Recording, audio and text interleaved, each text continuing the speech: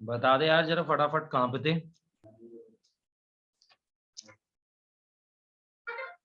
भाई कर दिया ट्रांसफर है ना।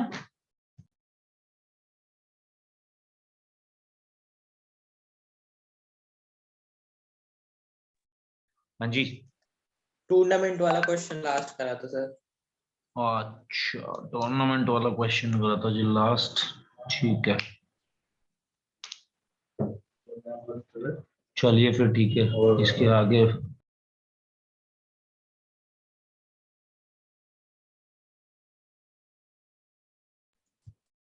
ओके तो इसके बाद एक छोटी सी बात और कि यार समेशन ऑफ नंबर्स कैसे निकाला जाता है। तो चलिए मैं एक इस पे भी क्वेश्चन करा देता हूँ। Next heading is summation of numbers. एक चीज तो ये और फिर अरेंजमेंट हम पूरा खत्म करेंगे। तो मैं इसको आपको एक क्वेश्चन से ही समझा देता हूँ। कई मेथड्स हैं इसके सॉल्व करने के, आप देख लीजिए आपको कौन सा समझ आता है। पहले मैं वो समझा देता हूँ जो मुझे इजीएस्ट लगता है। तो अगर हम क्वेश्चन यहाँ से स्टार्ट करते हैं, चलिए मैं आपको डायरेक्ट इसको क्वेश्चन से शुरू कराता हूँ इनका। So it will start like sum of all the numbers. What do we need? We need sum of all the numbers greater than 1000, sorry, greater than 10,000 formed by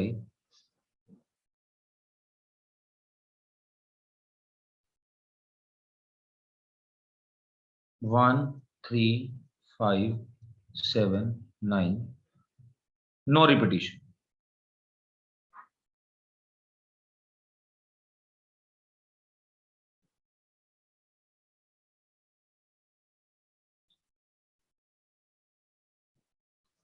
चलिए one problem at a time.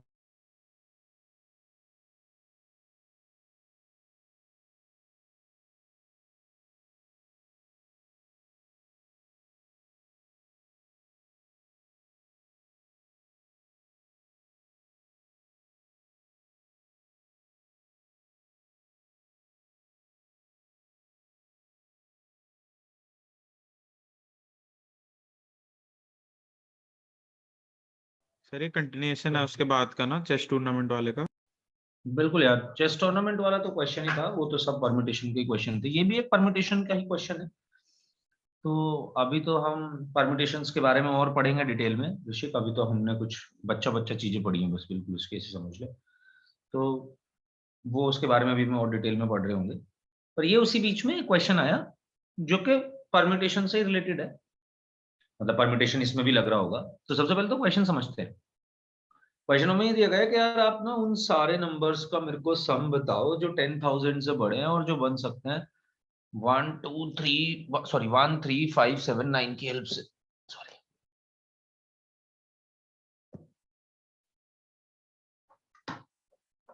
Okay तो ऐसे fundamental principles of counting से भी कर सकते हैं। अच्छा नहीं, सम है, सम। कितने नंबर्स बनेंगे?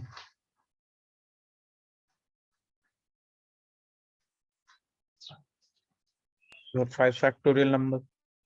5 डिजिट्स हैं, 5 ही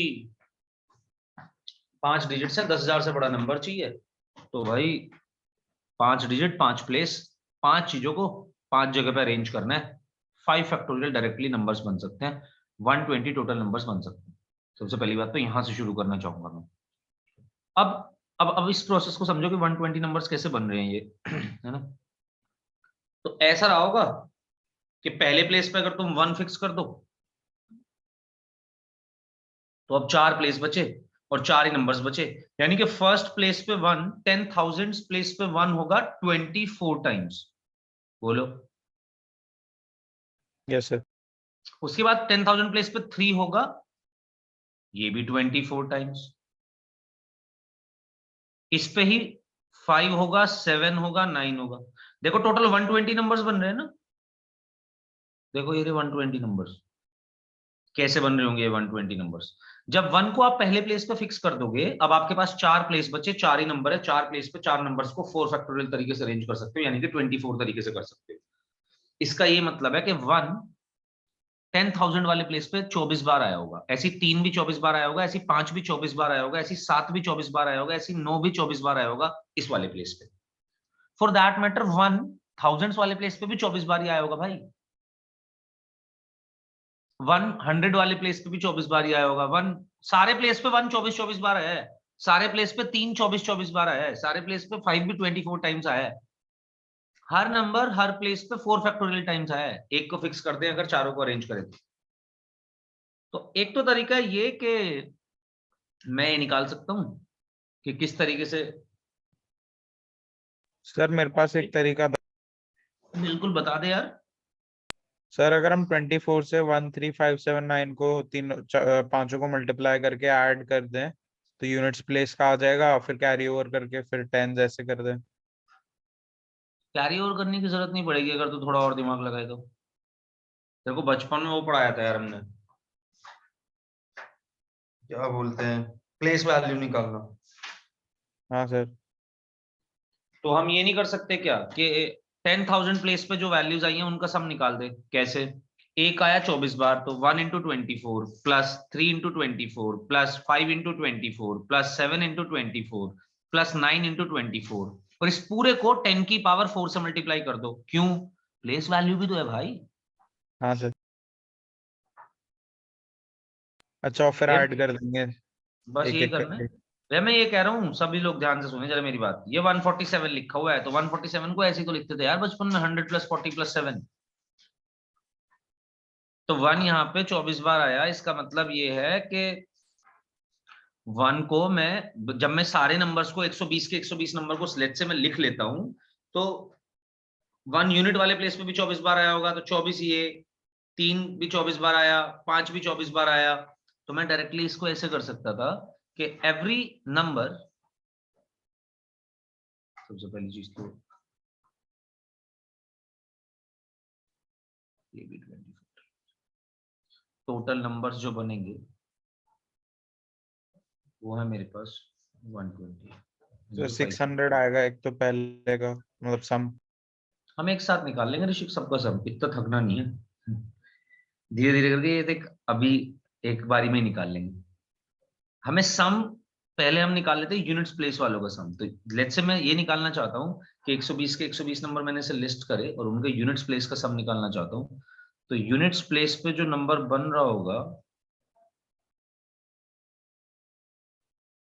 एक आया होगा 24 बार तो 24 को मतलब 1 को मैं 24 टाइम्स ऐड करूंगा। सिमिलरली 2 को भी मैं 24 टाइम्स ऐड करूंगा। सिमिलरली 3 को भी मैं 24 टाइम्स ऐड करूंगा। सिमिलरली 4 को भी मैं 24 टाइम्स ऐड करूंगा।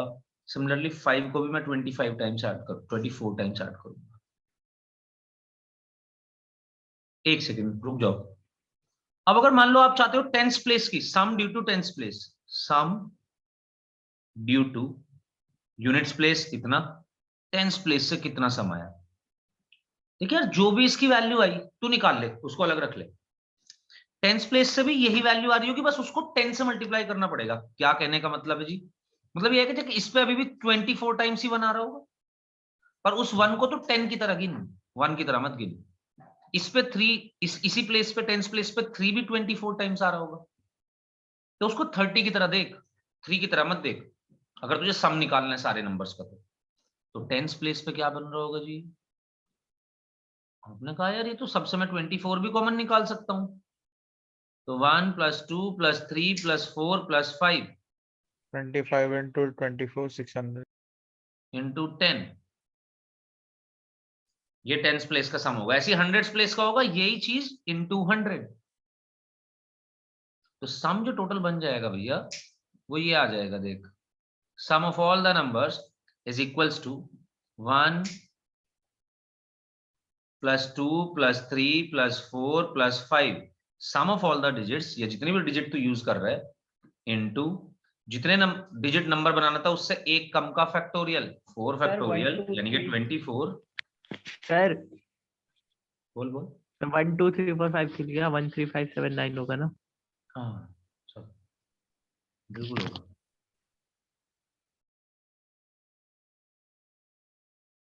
तो अभी हम इसका डायरेक्ट फॉर्मूला ही बता देंगे वैसे तो, और डायरेक्ट फॉर्मूला काम करेगा, कोई दिक्कत नहीं है। तो हम चाह रहे थे आप समझ जाओ, ना भी आए तो भी कोई दिक्कत नहीं है, ये पूछा नहीं जाता है यार किससे, पुराने टाइम के क्वेश्चन से।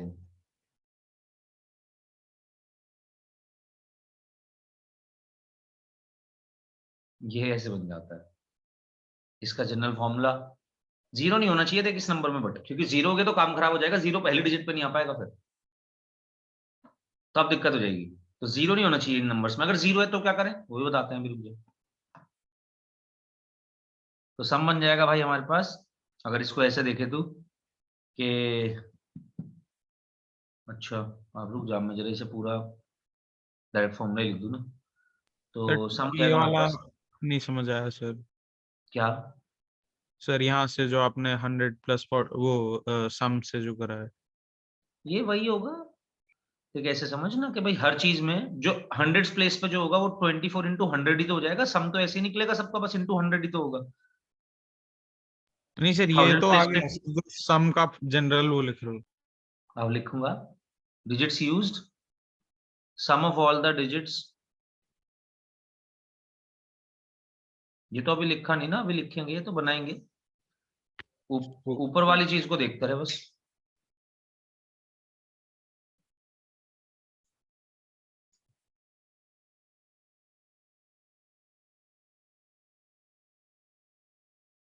तो इसे हम लिख सकते हैं सम ऑफ ऑल द डिजिट्स, अगर n डिजिट बना रहा है तो n-1 फैक्टोरियल इंटू 10 की पावर, जीरो से स्टार्ट होगा, कहां तक जाएगा, 10 की पावर n-1 तक जाएगा भाई, और n डिजिट नंबर।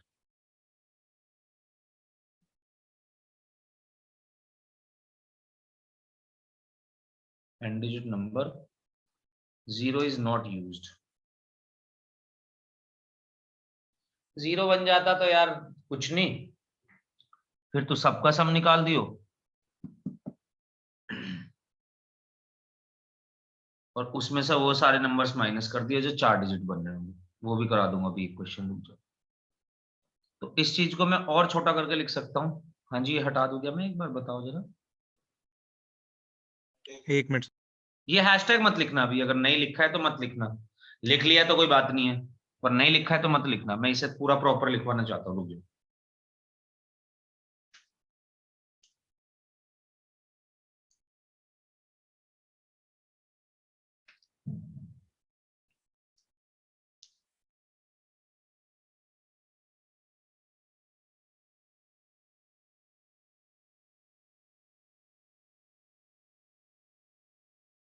हाँ जी, करें चले आगे।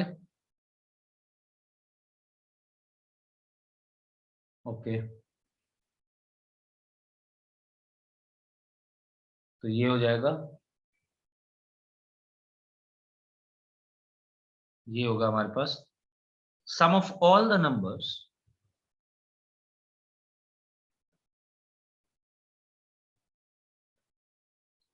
sum of all the numbers that can be found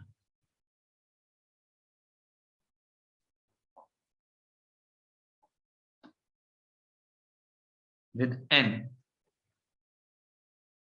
non-zero digits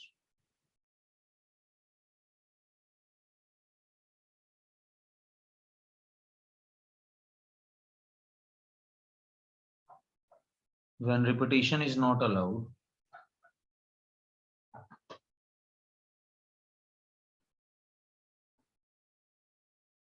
when repetition is not allowed and each digit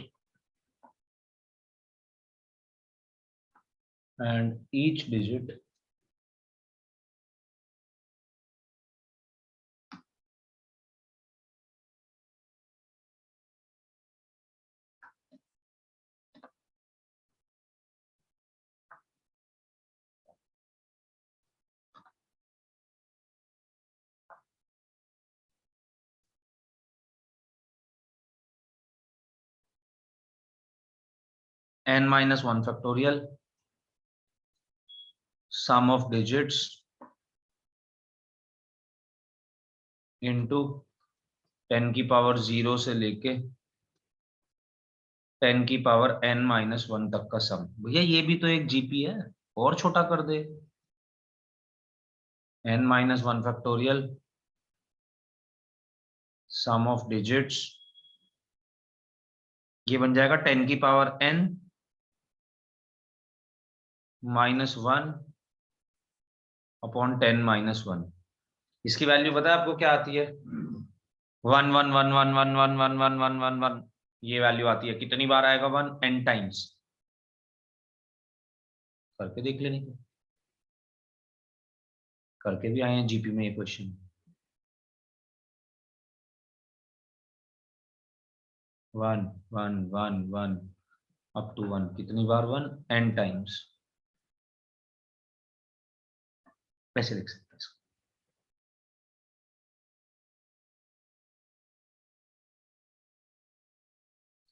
अब क्वेश्चन आ जाता है जी ये, the sum of all the numbers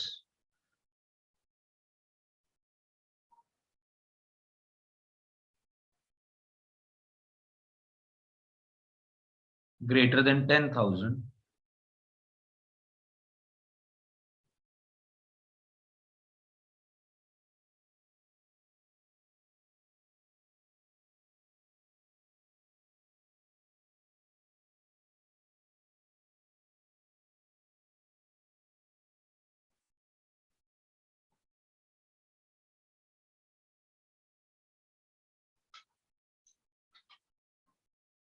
no repetition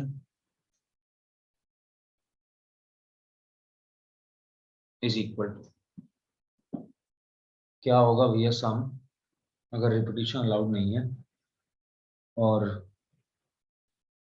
digits आपकी ये यूज करी जा रही है? अब दिक्कत क्या आई भाई, बताएगा कोई मेरे को आइडेंटिफाई करके? फटाफट बताओ क्या प्रॉब्लम आई पिछली बार से इस बार में? सर पहले वाले पार्ट में 0 नहीं आ सकता।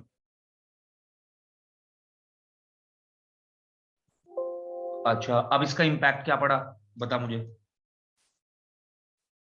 एक तो नंबर्स कम हो गए। Sir n-1 into n-1 factorial होगा।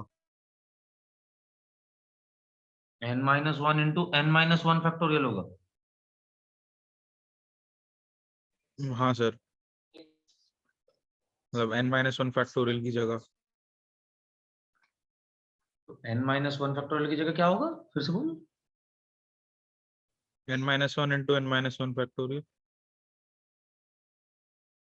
पहले मेरी बात सुन, स्टेप बाय स्टेप चल। गलत है बट स्टेप बाय स्टेप चल, गलती में दिक्कत नहीं है, स्टेप मिस मत कर। पहले मुझे ये बताइए इम्पैक्ट क्या पड़ा। देख, सबसे पहली चीज तो नंबर कम हो गए भाई। पिछली बार 5 फैक्टोरियल नंबर्स बन रहे थे, इस बार 5 फैक्टोरियल बनेंगे क्या? नहीं, 96 बनेंगे इस बार।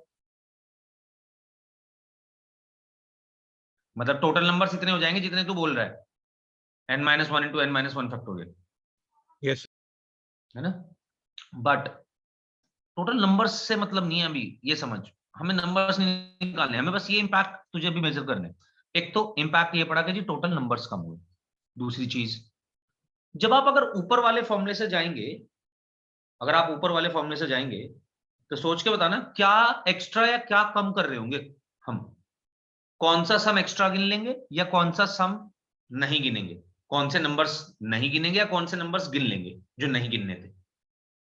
क्या इन दोनों में से कोई भी काम हो रहा होगा? अगर मैं ऊपर वाला ही फॉर्मूले से इसका सम निकालता हूं तो प्रॉब्लम क्या है, मैं ये आइडेंटिफाई करवाना चाहता हूं तुमसे।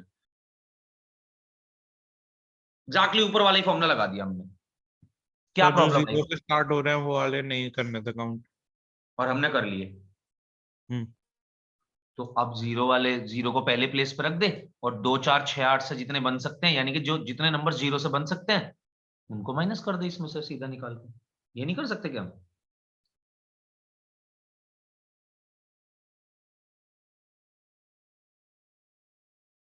कर सकते। है ना? बजाय इसके कि हम पूरा प्रॉपर फॉर्मूला फिर से लगाएं, तो ये करके भाई ठीक है, चलो जी हमने पांचों के पांचों डिजिट्स का सम निकाल लिया, हमने ऊपर वाले फॉर्मूले से ही निकाला। तो अगर ऊपर वाले फॉर्मूले से निकाला तो आपने वो वाले नंबर्स का भी सम ले लिया जब जीरो पहले प्लेस पे था और 2 4 6 8 अगले 4 प्लेस पे थे। तो आपको ये नहीं लेने थे तो आप इनको माइनस कर दो। कैसे करें जी? अब ऐसा मान ले कि 4 डिजिट नंबर बनाना है, 2 4 6 8 से बनेगा, यानी कि जो रिक्वायर्ड सम तो निकलवाना चाह रहे हैं वो बना required sum of all the numbers formed by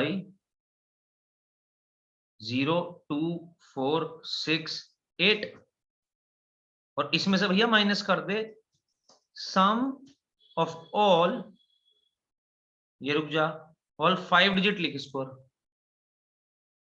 all 5 digit numbers formed by this sum of all 4 digit numbers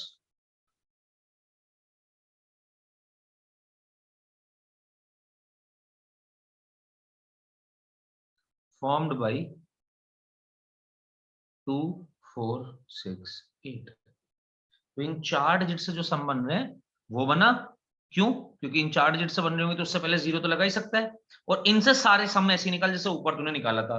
जब तू ऐसे सम निकालेगा तो तू वो भी नंबर्स गिन लेगा जब 0 फर्स्ट प्लेस पे होगा, जो कि तेरे को नहीं गिनने थे। तो देख यहाँ पे तूने वो हटा दिए। अब सीधा फॉर्मूला लगा सकते हैं। बस एक ही वेरिएशन था इस क्वेश्चन का यार, और कुछ नहीं इसमें। या तो नॉर्मल क्वेश्चन आ रहा होगा जो कि आपका इससे सॉल्व हो ही जाएगा जो ऊपर फॉर्मूला दिया गया है, या फिर अगर 0 0 दे रखा होगा तो फिर ये कर लियो।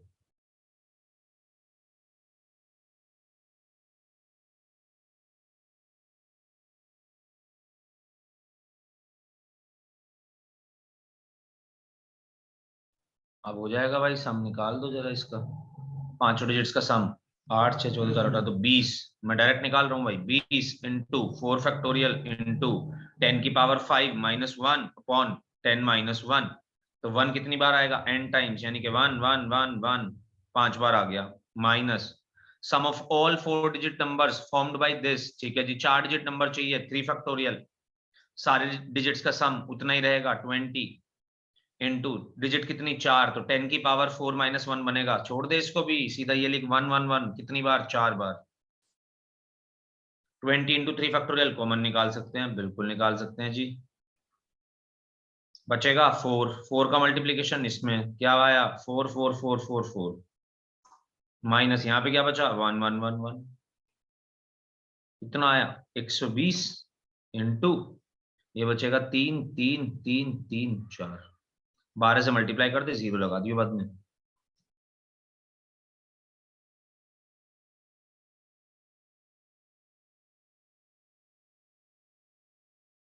519960 आना चाहिए था, यही आंसर।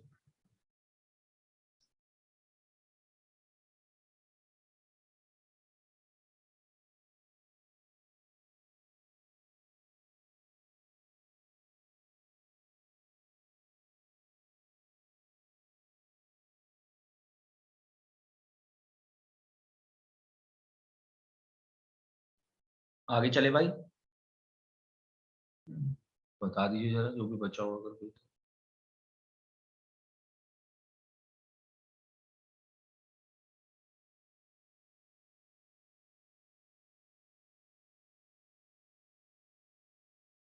ये बात समझ आ गई? फॉर्मूला कैसे लगाना है, क्या करना है इसमें? तो दिक्कत तो पूछ लो तब तक, जब तक विषय लिख रहा है किसी को भी।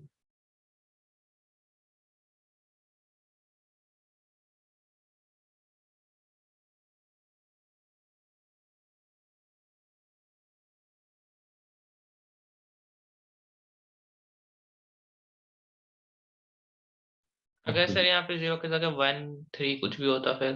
तो फिर नॉर्मल जैसे ऊपर सम निकाल रहे, सारे डिजिट्स का सम करते हैं इंटू 4 फैक्टोरियल इंटू 1 1 1 1 1 5 बार।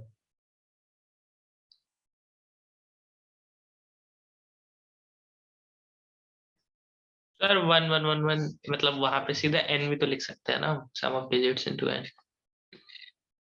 एन नहीं है वो दिव्यांशु, वो एन नहीं है, वो सम नहीं निकाल रहे हम 1 1 1 1 1 का, वो नंबर है 1 1 1 1 1 1। कितनी बार आएगा ये 1 1 1? n times.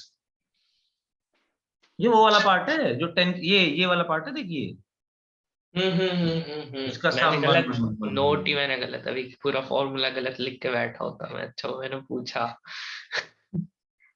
पूछ लिया अगर ऐसे ही तो चल जाएगा, कोई भी कंफ्यूजन नहीं रहेगा। वैसे तो तुझे ऐसा क्वेश्चन मिलेगा नहीं कहीं, टू बी वेरी ऑनेस्ट। तो मैं तो सभी करा रहा हूँ ना, जो भी चीजें हैं एग्जिस्ट करती हैं यहाँ पे, और जिस तरीके का भी क्वेश्चन तुझे किसी भी बुक में दिख सकता है वो मैं सब करा दूंगा यहाँ पे। Yes sir. तो बट ये मिलेगा नहीं तुझे वैसे क्वेश्चन, जनरली कम ही मिलेंगे, एक आध क्वेश्चन अच्छी बुक से ही लगाएगा तो मिलेंगे, वैसे नहीं मिलेंगे मतलब ऐसे क्वेश्चन। ऐसे पूछते हैं सर, मतलब एडवांस में या फिर मेंस में? यार पहले पूछे जाता था ये सब क्वेश्चन ना इस तरीके का, अब नहीं पूछे जाता बहुत। मतलब अब पता ही चल गया, जो भी जिस कॉन्सेप्ट को भी एक्सप्लॉइट कर लेते हैं, फिर उस पर वापस जाने का कोई सीन कम ही रहता है। चल और वैसे भी पीएनसी ऐसा चैप्टर है कि इसमें इतने कॉन्सेप्ट है, मतलब बहुत बड़ा चैप्टर है यार। अब मैं चाहता हूँ अब हम थोड़ा सा तेज पेस पे चलें, अदरवाइज हम बहुत खींच खींच जाएंगे इस चैप्टर में। बहुत बड़ा चैप्टर है पीएनसी, एक तो इतने सारे कॉन्सेप्ट्स हैं ना इसके अंदर कि मतलब, क्योंकि इतनी हाई मतलब ये चैप्टर ही, और it is all about possibilities, ऐसे समझो ना। तो it is all about possibilities, तो पॉसिबिलिटीज तो फिर बनती जा सकती हैं, बहुत बन सकती हैं। और ये पॉसिबिलिटीज में ये बता रहा है कि कितनी पॉसिबिलिटीज अब तुम कैसे निकालो। तो इतना ज्यादा मतलब स्कोप है इस चैप्टर का कि अगर हम ऐसे, मैं कराना चाहूँ तो और भी बहुत सारी चीजें कराना चाहता हूँ, पर हमारे पास इतना टाइम नहीं होता कि हम करा पाए। और तुम भी नहीं पढ़ के आते कि करा पाए। तुम पढ़ के आओ, तुम कुछ बताओ नया कि हाँ जी हमें ये हमारा सवाल था, ये हमसे हुआ नहीं, और हम फिर समझें कि वो सवाल तुम्हें कराया भी गया, तुम कर भी पाओगे कि नहीं, तो फिर हम तुम्हें बताएं भी कुछ बातें। अब तुम भी नहीं पढ़ते, तुमने लगानी है आरडी बस, खैर आरडी लगा लो पूरी एटलीस्ट। जी बढ़े आगे, चलिए अब आती है भाई मेन चीज। मतलब ये जो है भर भर के यूज होगा, ये जो अब हम पढ़ने वाले हैं, अरेंजमेंट्स, परम्यूटेशंस। मतलब चैप्टर तो परम्यूटेशन कॉम्बिनेशन ही है, मेन चीजें तो ये है ही, इसके साइड में इर्द गिर्द और क्या क्या कर सकते हैं ये हम देखते रहते हैं, है ना।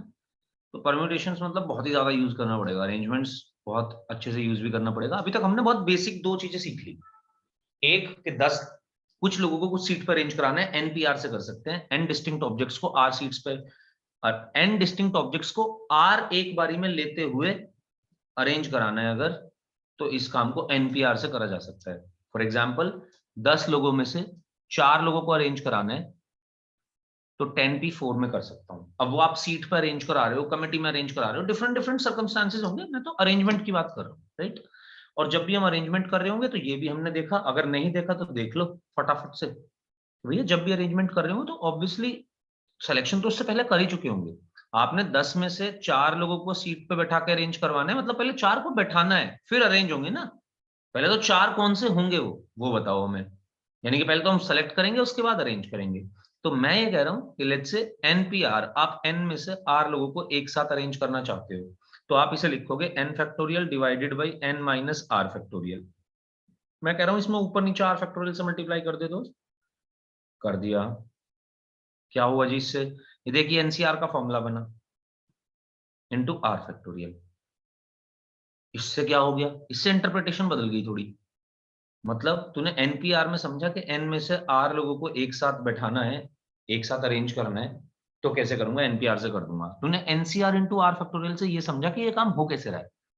ये काम हो ऐसे रहा होगा कि पहले एन में से आर लोग सेलेक्ट हुए, भाई एन में से आर के भी तो अलग अलग कॉम्बिनेशन बन सकते हैं ना, 4 में से दो दो के भी तो बहुत सारे कॉम्बिनेशन बनते हैं। और P1 P2 P3 P4 4 लोग थे, पहले तो दो दो के कॉम्बिनेशन बनाओ। तुम बना कॉम्बिनेशन बनाने पे जाओगे तो तुम कहोगे P1 P2 P1 P3 P1 P4, फिर ऐसी P2 P3 P2 P4, फिर तुम कहोगे P3 P4। पर तुमने P3 P4 को एक ही गिना, P4 P3 नहीं गिना। तो ये जो तुम्हारे पास दो ऑब्जेक्ट्स हैं इनको आपस में अरेंज भी कर सकते हो, इसके लिए 2 फैक्टोरियल यानी कि R फैक्टोरियल।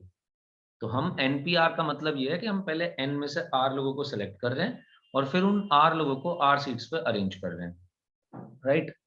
अब आगे बढ़ते हैं जरा। ये तो हुआ यार, एक तो बात इसमें एक दो चीजें याद रखो। एक तो ये भैया डिस्टिंक्ट ऑब्जेक्ट्स के लिए फॉर्मूला है। डिस्टिंक्ट ऑब्जेक्ट्स जब तक हम कर रहे हैं तब तक तो बहुत बढ़िया है, सब आसान है। जैसे हम आइडेंटिकल ऑब्जेक्ट्स पे पहुंचेंगे थोड़ी चीजें डिफिकल्ट होनी शुरू हो जाएंगी। अब इसमें हम आपको वही सब वेरिएशंस पढ़ाने वाले हैं कि पहली बात आइडेंटिकल ऑब्जेक्ट्स होंगे तो क्या हो जाएगा, या फिर अगर आप ऑब्जेक्ट्स में से कुछ कंडीशंस लगाने लगो तो क्या हो जाएगा, किस किस तरीके की कंडीशंस लग सकती हैं, इज ऑल अबाउट दैट। यहाँ पे पहले तो आप हेडिंग डाल दीजिए परम्यूटेशंस, एक सेकंड उसमें चेक करना छोड़ा था मैंने, हाँ ठीक है कुछ नहीं, हाँ जी हेडिंग डाल दीजिए परम्यूटेशंस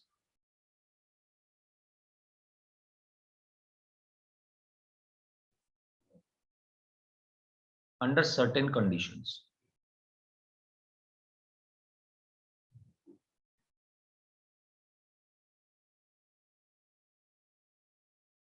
कि अगर कुछ कंडीशंस लगा दी जाए तो किस तरीके से हम परम्यूटेशन कर रहे होंगे। ऊपर हम ये समझ के आए एनपीआर हो कैसे रहे, ठीक है।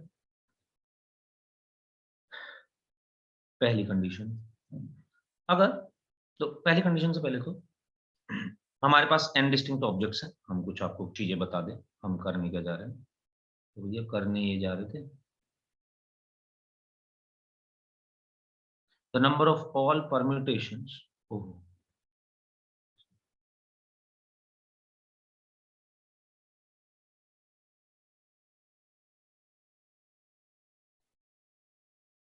The number of all permutations या अरेंजमेंट्स जो आप बोलना चाहो,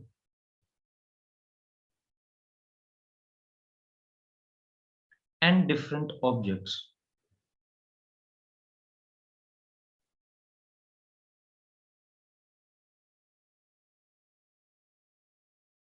taken R at a time। अब कुछ कंडीशन लगा रहे हैं यार, R को तो एक बार में ले रहे हैं, 4 में से 2 लोगों को सीट पे बैठाना तो है, तो मैं ऐसे एग्जांपल में बात करता जाऊंगा, बीच बीच में n और r की वैल्यूज देता जाऊंगा, मतलब आपको, क्योंकि ये मैंने बहुत ही जनरल प्रॉब्लम देखी है कि तुम्हें ना जब n और r में कोई चीज दिखाते हैं तो तुम्हें समझ नहीं आती, तुम्हें ये नहीं समझ अभी कि n की कोई वैल्यू होगी, वैल्यू की तरह देखो इसको, r की भी कोई वैल्यू होगी, तो मैं तुम्हें अपनी तरफ से कोई कोई वैल्यूज देता जाऊंगा ऐसी बीच में। तो भैया 4 डिफरेंट लोग हैं, मतलब लोग तो सारे डिफरेंट ही होंगे ऑब्वियसली, तो 4 लोग हैं हमारे पास, P1 P2 P3 P4 4 person हैं, उसमें से हमें 2 लेने हैं, तो किस तरीके से लें, अगर कोई कंडीशन नहीं है तो जी 4P2 तरीके से ले लो, अरेंज भी करा दोगे और तुमने सेलेक्ट भी कर लिया इस चीज में, 4 लोगों में से 2 लोगों को सीट पे बैठा दिया, कितने तरीके से बैठा सकते हैं, 4P2 तरीके से बैठा सकते हैं, बट हम इसमें कुछ कंडीशंस इंट्रोड्यूस कर देंगे। जैसे पहली कंडीशन कि कोई पर्टिकुलर ऑब्जेक्ट को हम चाहते हैं कि यार वो तो सीट पे बैठे ही,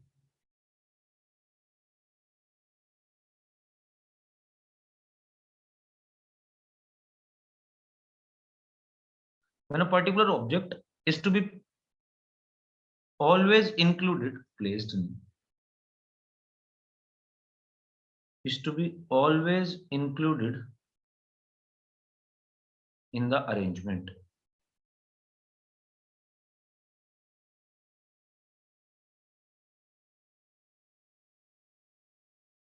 पहले तो इस बात का मतलब समझिए, वो कह रहा है कि एक पर्टिकुलर ऑब्जेक्ट ऐसा है जो ना हर केस में अरेंजमेंट के अंदर हो।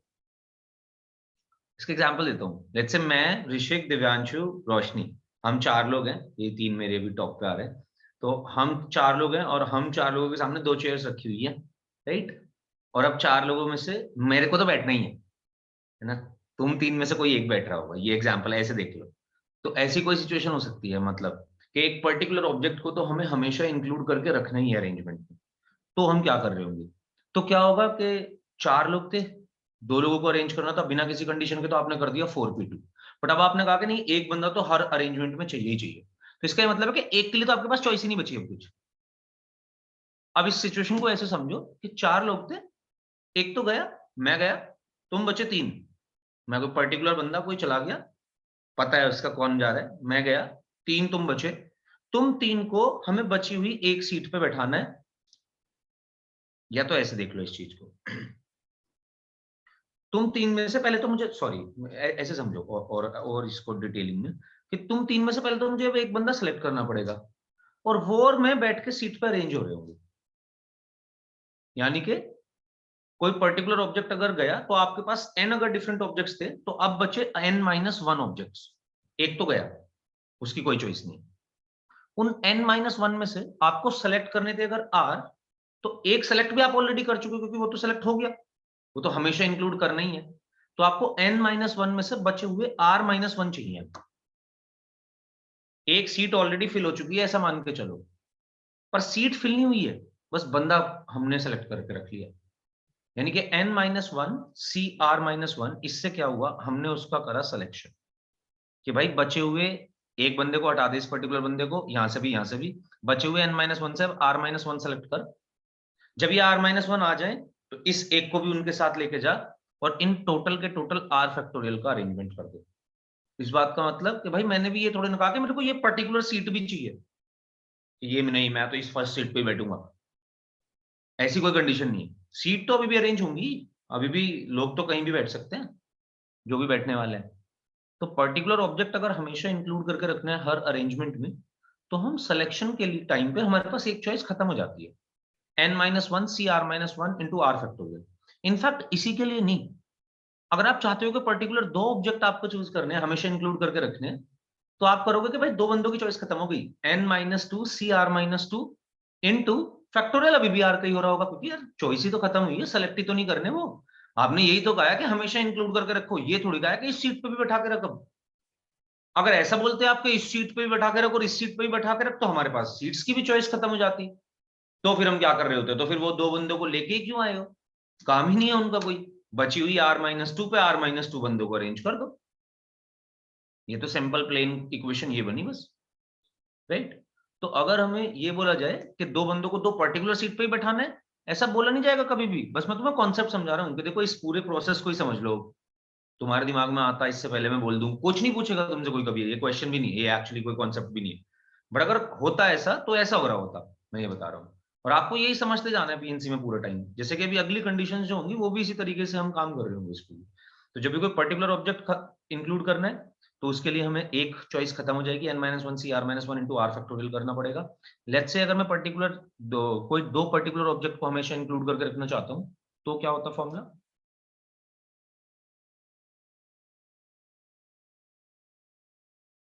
बता दो जरा।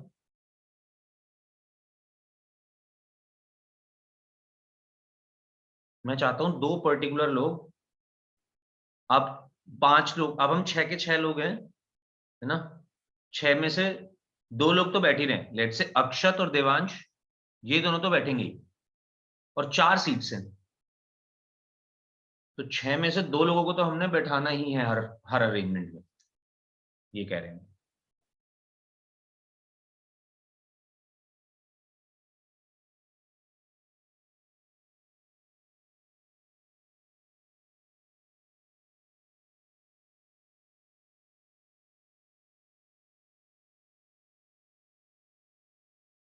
बताओगे?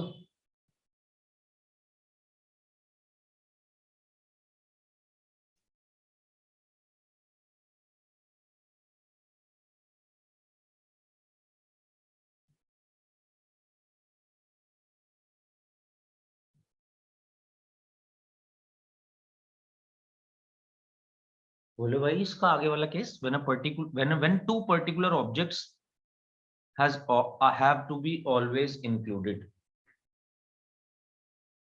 अच्छा तो तब क्या हो रहा होगा, तब यही तो हो रहा होगा, ये तो अभी हम डिस्कस भी कर चुके हैं, एग्जैक्टली मैंने बताया, बोला भी तभी तो, कि तब ये हो रहा होगा कि दो बंदों की चॉइस खत्म हो जाएगी, मतलब n-2 लोग बचेंगे, R-2 सेलेक्ट करने होंगे, n-2 CR-2, और अरेंजमेंट अभी भी सबका ही हो रहा होगा साथ साथ R फैक्टोरियल। बोलता 3 लोग हमेशा इंक्लूड करके रखने हैं, n-3 CR-3, यानी कि आप उन्हें सेलेक्ट नहीं करना है, इंक्लूड तो वो ऑलरेडी हो चुके हैं, बस आप उन्हें अरेंज करिए जाके, जो कि हो जाएगा R फैक्टोरियल। पूछ सकते हो आप क्वेश्चन कुछ। तो सर -2 हो जाएगा और R फैक्टोरियल। वो तो ठीक है, 3 वाले में भी ऐसे n-3 CR-3 हो जाएगा, फिर R फैक्टोरियल।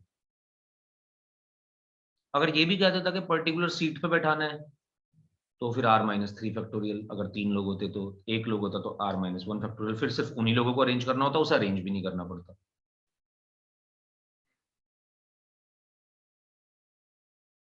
अब सेकंड कंडीशन पे, सेकंड कंडीशन में क्या कह रहे हैं,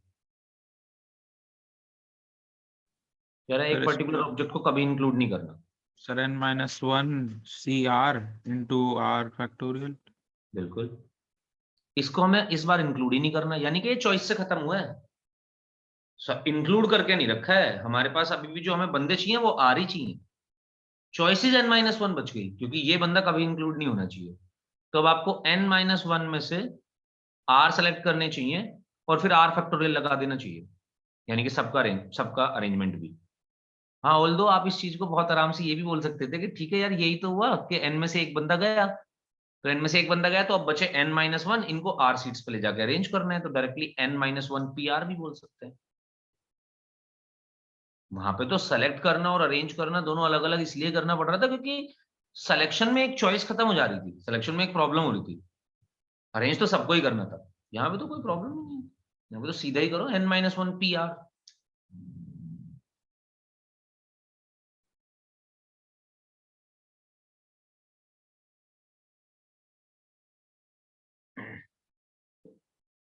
या जिस काम को आप हाँ ऐसे भी देख सकते हो, कोई दिक्कत नहीं है उसमें भी, बिल्कुल दोनों समझ आने चाहिए, पर दोनों ही समझ आने चाहिए। मतलब आप जहां पे पीआर से काम आसानी से कर सकते हो वो करो ना।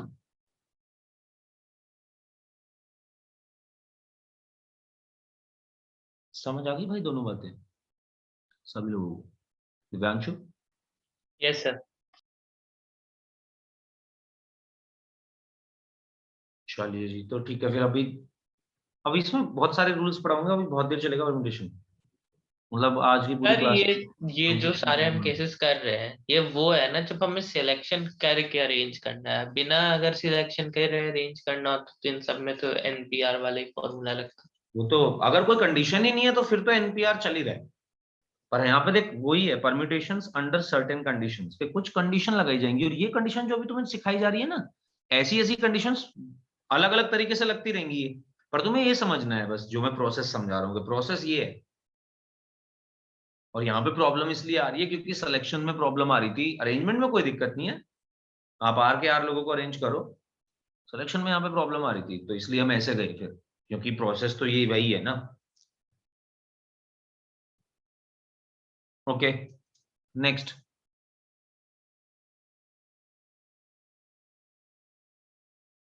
हटा दें? नहीं सर, एक अच्छा,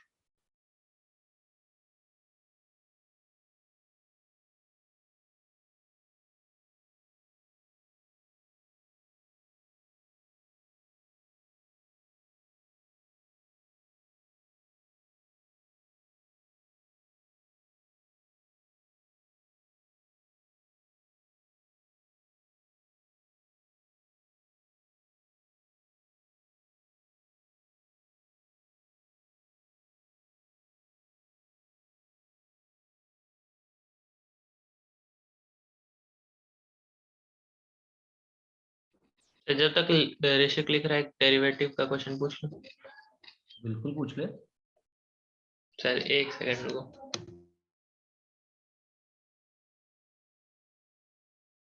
तो तब तक एक क्वेश्चन का आंसर मुझे भी दे दोगे, एग्जाम कब कब से स्टार्ट है? ऋषिक से स्टार्ट कर दो, ऋषिक। 21st। देवांश? सर मेरा तो कल है। Maths? Yes sir. And Divyanshu? Sir 8 March. Akshat and Roshni?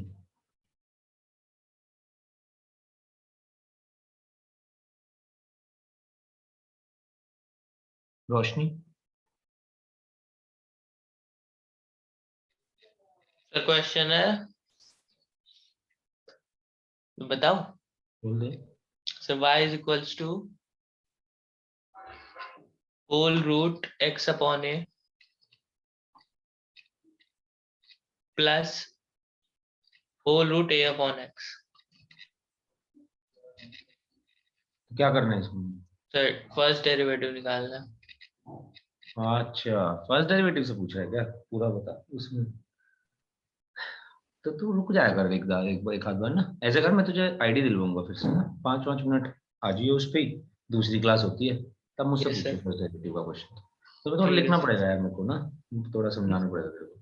Yes नहीं सर, बिना फर्स्ट प्रिंसिपल यूज करे बता सकते, लेकिन यहाँ पे तो टाइम लग जाएगा, वो भी बात नहीं है। नहीं, बिना फर्स्ट प्रिंसिपल करे तो यूज करे, मतलब तो फिर तो डायरेक्ट ही है, फिर तो कोई दिक्कत नहीं है। 1/√a तो हमारे पास कांस्टेंट ही है।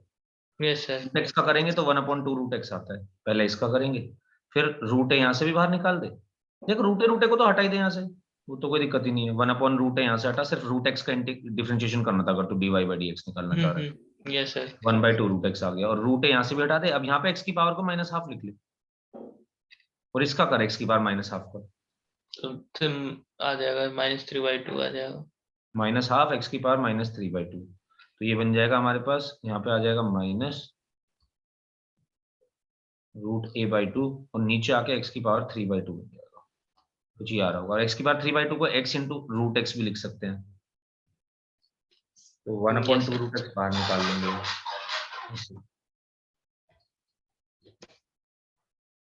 एक फर्स्ट प्रिंसिपल का क्वेश्चन था सर, वो उसने मेरा इतना टाइम बर्बाद किया ना। छोटा सा ही क्वेश्चन था, वो tan 2x को फर्स्ट प्रिंसिपल से डिराइव करना था, उसमें मैंने शुरू में इतनी बड़ी गलती करी थी, मैं पूरा टाइम बर्बाद कर दिया सर उस क्वेश्चन ने।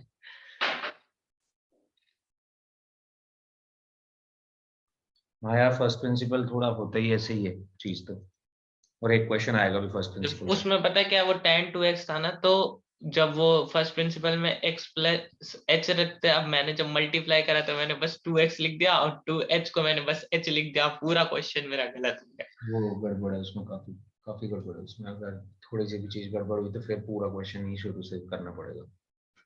Yes sir.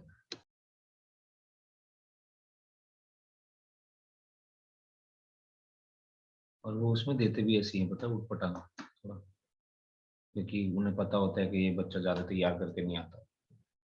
होगा एक ही क्वेश्चन 3 मार्क्स का, पर वही होगा ऐसा कि वो गलती करा देगा कुछ ना कुछ।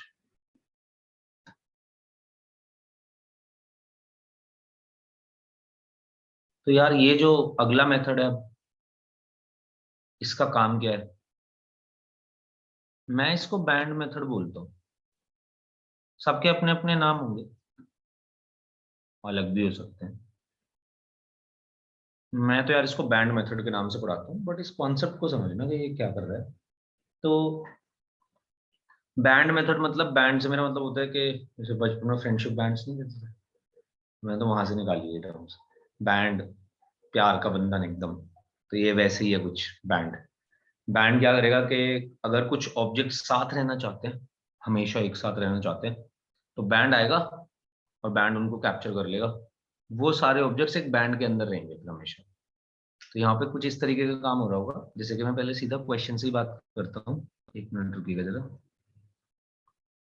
नहीं, सॉरी, स्टेटमेंट लिख, 2 पे करा रहा हूँ इसी चीज को, अभी थोड़ा और आगे भी फैलाएंगे। व्हेन 2 स्पेसिफाइड ऑब्जेक्ट्स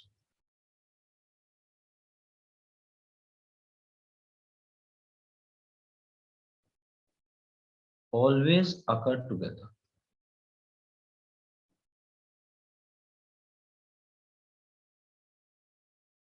जरा इस बात को समझना मेरे साथ। तो कह रहे हैं 2 स्पेसिफाइड ऑब्जेक्ट्स, मतलब 2 पर्टिकुलर ऑब्जेक्ट्स बता रखा है हमें, उन ऑब्जेक्ट्स को हमें सेलेक्ट करने की जरूरत नहीं पड़ रही। सॉरी यार, मैंने तुम्हें एक छोटी सी बात नहीं बताई, एक एक केस मैंने छोड़ दिया है अभी, इसको भी मैं इसी में डिस्कस कर लेता हूँ। देखो ऐसे समझो, 2 अलग अलग बातें हैं, ये दोनों अलग अलग बातें हैं जो मैं अभी बताने वाला हूँ। हम 6 लोग हैं, हम सारे एग्जाम्पल चलो अपने 6, अपन 6 पे ले लेते हैं, जाना मत कोई भी क्लास छोड़ दो, 6 का वो बिगड़ जाएगा। तो हाँ, अपन 6 लोग हैं, और अपन 6 में से बैठना था 4 लोगों पे। पिछले जो 2 केस है, मैं बार बार सारे केसेस डिस्कस करता रहूंगा हर क्वेश्चन में, तुम्हें सारे समझते जाने हैं, जहां दिक्कत हो बता देना, क्योंकि सब में डिस्कस करूंगा, हर क्वेश्चन में मैं चारों सिचुएशन लगा दूंगा। तो मैं पहले फिर से दोबारा वापस दोनों पे जा रहा हूँ। तो मैंने क्या करा कि हमारे पास अपन 6 लोग हैं, हम 6 लोगों को बैठना था, 4 सीट्स थी। तो सबसे पहली बात तो हम 6 लोगों को 4 सीट्स पे बैठना है। क्या आंसर, कितने वेज से बैठ सकते हैं?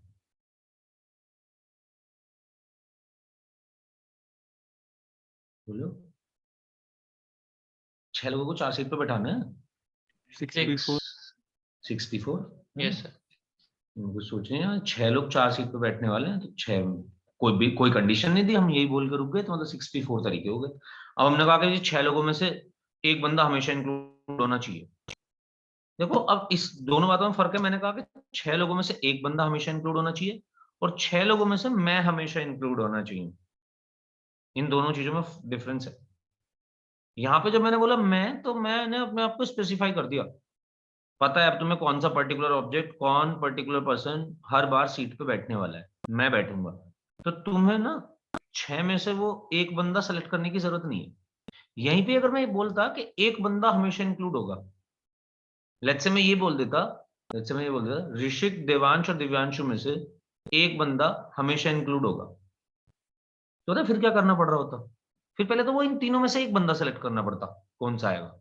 3 केसेस हो सकते हैं इनके खुद के भी, राइट। तो पहले मैं करता 3C1, फिर मैं जाता बचे हुए 5 ऑब्जेक्ट्स के पास, एज अ होल 5 ऑब्जेक्ट्स के पास। 5 के 5 ऑब्जेक्ट्स को मैं पूछता कि जी हाँ, अब हमें 6 में से 4 बैठाने थे, तुम 3 में से एक तो हमेशा इंक्लूड होना ही था। हमने ये भी नहीं कहा कि तुम तीनों के तीनों इंक्लूड नहीं हो सकते हो, पर अब तुम 3 में से एक जाना था, वो हमने काम करके रख दिया 3C1। अब बचे हुए 5 तुम दोनों भी हमारे साथ ही आके मिल गए, बचे हुए 5 में से और 3 जाने हैं, यानी कि 5C3 इंटू 4 फैक्टोरियल। और जबकि जब पहले वाला केस कर रहा था मैंने बोला कि मैं हमेशा इंक्लूड होऊंगा, तो उस केस में मैं ये कर रहा होता कि जी मैं हट गया, बचे 5, 3 सेलेक्ट करने, 5C3 इंटू 4 फैक्टोरियल। जबकि यहां पे हमने थोड़ा सा अलग काम करा, पहले 3C1 और लगाया, फिर 5C3 इंटू 4 फैक्टोरियल का। तो 3C1 एक्स्ट्रा आया क्योंकि मुझे पहले वाला बंदा भी सिलेक्ट करना पड़ा, स्पेसिफाइड नहीं था। तो ये स्पेसिफाइड का या पर्टिकुलर ऑब्जेक्ट का फर्क है। ये इस यहाँ पे इस वर्ड का मीनिंग है, इससे ये फर्क पड़ रहा होगा। सो व्हेन टू स्पेसिफाई, अब अगले वाले क्वेश्चन पे आते हैं। तो मैंने कहा कि जी बैंड मेथड में हम ये कह रहे हैं कि 2 स्पेसिफाइड ऑब्जेक्ट हमेशा एक साथ आने चाहिए। तो ये आ तो रहे हैं, ये बैठेंगे भी एक साथ। इसका ये मतलब कि जैसे कि ऋषिक और देवांश लेट से दोनों ने कहा जी हम एक साथ बैठेंगे, और एक साथ बैठेंगे, इन्होंने कंडीशन में नहीं कही ये बात कि हम एक साथ बैठेंगे, इन्होंने कहा हम एक साथ बैठेंगे। मतलब इन्होंने कहा भाई बैठ तो रहे हैं, है ना, देख लो क्या करना है। तो अगर ये बैठ रहे हैं तो इसका ये मतलब हो गया कि इन दोनों को ना तो सिलेक्ट करने की चॉइस, और जब इन्हें अरेंज भी करना पड़ेगा तो कुछ सोचना पड़ेगा। अब अरेंज करने वाली बात पे तो अभी आते हैं, पहले सेलेक्ट कर लेते हैं। तो अगर 6 में से 4 लोग बैठने थे, जिसमें से इन दोनों ने कहा हम तो हमेशा एक साथ ही बैठ रहे हैं, तो इसका मतलब हुआ कि अब आपके पास बचे 4 लोग, और लोग सेलेक्ट करने 2, 4C2 आपने लोग सेलेक्ट कर लिए। अब इन 4 लोगों को जब अरेंज करने गए, और लेट से हम 4 फैक्टोरियल तरीके से अरेंज करते हैं, तो ऐसे भी इसमें बहुत सारे केसेस होंगे कि जिसमें दोनों एक साथ नहीं बैठे होंगे। 24 के 24 तरीके में थोड़ी ना कि दोनों एक साथ ही बैठे होंगे। तो यहाँ पे क्या हो रहा होगा, हमें क्या करना पड़ेगा जब भी ये काम करना है कि 2 स्पेसिफाइड ऑब्जेक्ट्स एक साथ रहे। तो सबसे पहली बात तो जी आप हमें ये बताइए कि आपके पास n-2 लोग बचे। ओह सॉरी, सर उन दोनों को हम एक कंसिडर कर लेंगे, एक ऑब्जेक्ट। तो हम एक कंसिडर कर लेंगे एग्जैक्टली। n-2 CR-2, आप पहले तो ये सिलेक्ट करिए। अब आपके पास हम 6 वाले एग्जाम्पल से इसको लेके चलते हैं। 4 सीट्स हैं, P1 P2 कोई 2 पर्सन ने तो बोल दिया हम तो एक साथ हैं। बचे हुए P3 P4 P5 P6, इन 4 में से 2 आ रहे हैं। पहली चीज तो वो आपने कर दिया 4C2 तरीके से, ये तो पहले आ ही चुका है। अब इन 2 को आपने एक ऑब्जेक्ट बना दिया, इस पे बैंड लगा दिया। बैंड लगाने का मतलब कि ये दोनों बन चुके हैं एक single object, as a single entity अब ये वर्क कर रहे होंगे। और इसके साथ जो और 2 बंदे है, 2 वो, इन तीनों को आपस में अरेंज करिए। जब आप इन तीनों को आपस में अरेंज कर रहे होंगे ना, तो देखो P1 P2 तो एक साथ ही होंगे हमेशा, क्योंकि आपने इन दोनों को एक ही माना हुआ है। तो P1 P2 एक साथ ही होंगे, यानी कि आपने इन दोनों को सिंगल ऑब्जेक्ट बना दिया, और ये एक ऑब्जेक्ट 2 बचे हुए इसके साथ, और अब 3 फैक्टोरियल को आप अरेंज कर रहे हैं। और 3 फैक्टोरियल के साथ साथ इंटू 2 फैक्टोरियल भी। ये इंटू 2 क्यों? ये P1 P2 को भी आपने एक पेयर रखा हुआ है, जितने भी आंसर्स बनेंगे, जितने भी वेज बनेंगे, उसमें इस P1 P2 को आप उलट पलट के भी तो लिख सकते हो P2 P1। अभी तो आपने P1 P2 लिखा हुआ है, तो यानी कि ये दोनों भी तो आपस में अरेंज हो सकते थे, तो ये हुआ 2 फैक्टोरियल। यानी कि अगर ऊपर जाऊं तो n-2 CR-2 दो ऑब्जेक्ट्स तो आपने कह दिया पर्टिकुलरली हमेशा साथ होने ही होने चाहिए, तो वो तो सेलेक्ट तो करना ही नहीं है। जब हम गए उनको अरेंज करने तो उन दोनों ने एक बना लिया और बचे हुए, अब देखो कितने ऑब्जेक्ट्स थे, ऐसे समझो इसको, लेट्स से x1 से लेके xr तक ऑब्जेक्ट्स थे, और ये कोई दो पर्टिकुलर ऑब्जेक्ट्स ने कहा कि हम तो हमेशा एक साथ हैं, तो बचे कितने, बचे r-2, टोटल r थे, दो एक साथ हो गए, तो इनको तो भी हटाओ, बचे हुए r-2 और एक ये बन गया, यानी कि टोटल ऑब्जेक्ट्स हो गए r-1। तो r-1 के 1 आपस में अरेंज हो सकते हैं, यानी कि r-1 फैक्टोरियल, और ये दो भी आपस में अरेंज हो सकते हैं इंटू 2 फैक्टोरियल। पूछ सकते हैं आप, कुछ भी पूछना चाहते हैं तो। सर अगर हम एज मेथड याद ना करें बट एक तरीका कर ले, मतलब कि समझ के, बस यही समझनी है तुझे पूरी बात, अगर ये समझ आ गई तो तुझे तरीका भी समझ आ गया, तुझे कॉन्सेप्ट भी समझ आ गया, तुझे मेथड भी समझ आ गया, सब समझ आ गया तुझे। अब तू ये प्रोसेस समझ ले, इस प्रोसेस को कैसे हम मतलब न्यूमेरिकल फॉर्म में कन्वर्ट कर रहे हैं। बस कि हमें पहले सिलेक्शन करना है, फिर हमें परम्यूटेशन करना है, परम्यूटेशन करने के लिए बैंड मेथड लगा रहे हैं। बैंड भी क्यों लगा रहे हैं, इसलिए लगा रहे हैं क्योंकि उन दोनों को एक साथ रखना है, तो उन दोनों को सिंगल की तरह ही एज्यूम कर, जहां भी जाएंगे दोनों जाएंगे, और अभी दो नहीं, अब हम इसे आगे बढ़ा देंगे। पर तुझे बात समझ आई, और जैसे तुझे समझ आई वो कोई दिक्कत नहीं है, तेरा मेथड है। सर ये तो सबके लिए वही सेम ही होगा ना, अगर फिर 2 की जगह 3 कर देंगे तो सब में एक एक बढ़ जाएगा बस।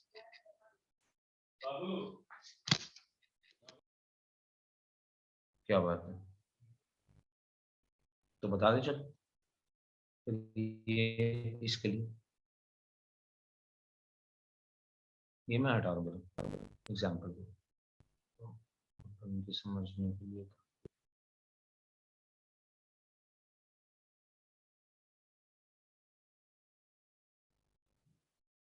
अगर तीन पर्टिकुलर ऑब्जेक्ट्स एक साथ हो तो क्या होगा।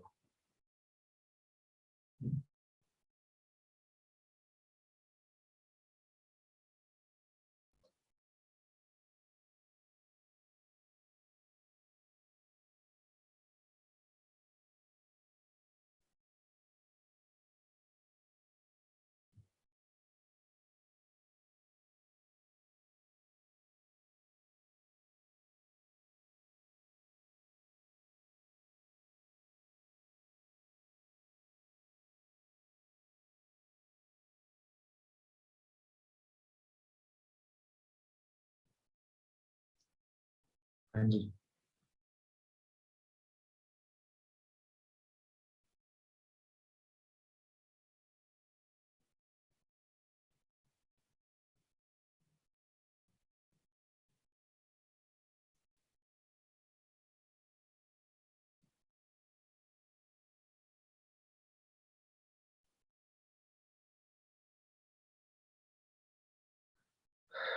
तीन पर्टिकुलर ऑब्जेक्ट एक साथ रहेंगे, बोलो। n-3 CR-3 into r-2 factorial into 3 factorial। n-3 CR-3 बचेंगे हमारे पास, देख सकते हो कि ये तीन एक बन जाएंगे, यस सर, तो और r-3 बचेंगे और फिर 3 एक बनेंगे, तो उनको ऐड करेंगे तो r-2 होगा। r-2 हो जाएगा, बिल्कुल करेक्ट बात है। r-2 फैक्टोरियल इनटू ये तीन के तीन आपस में भी अरेंज हो सकते हैं, यानी कि 3 फैक्टोरियल।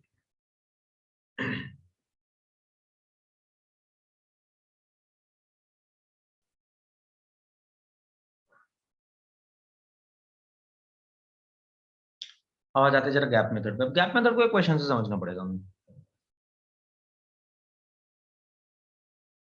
चलिए गैप मेथड अभी क्वेश्चन में ही सिखाता हूँ, अभी जाएंगे question.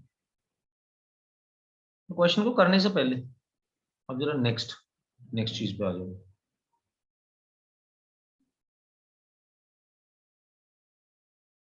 Permutations of identical objects.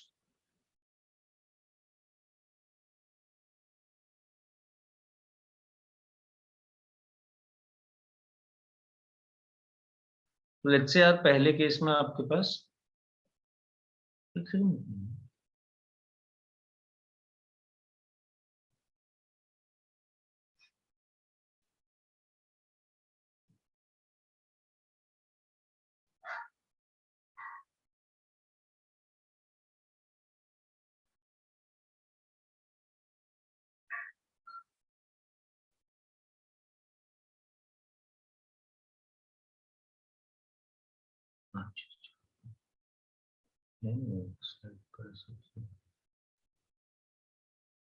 Okay, permutations of identical objects.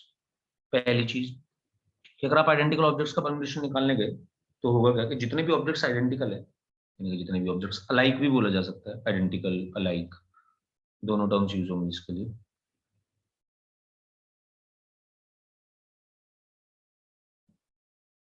तो फॉर एग्जांपल आपने, जैसे कि एग्जांपल देता हूँ मैं इसका एक बहुत ही वैसा जो आपको यूज भी करना पड़ रहा होगा।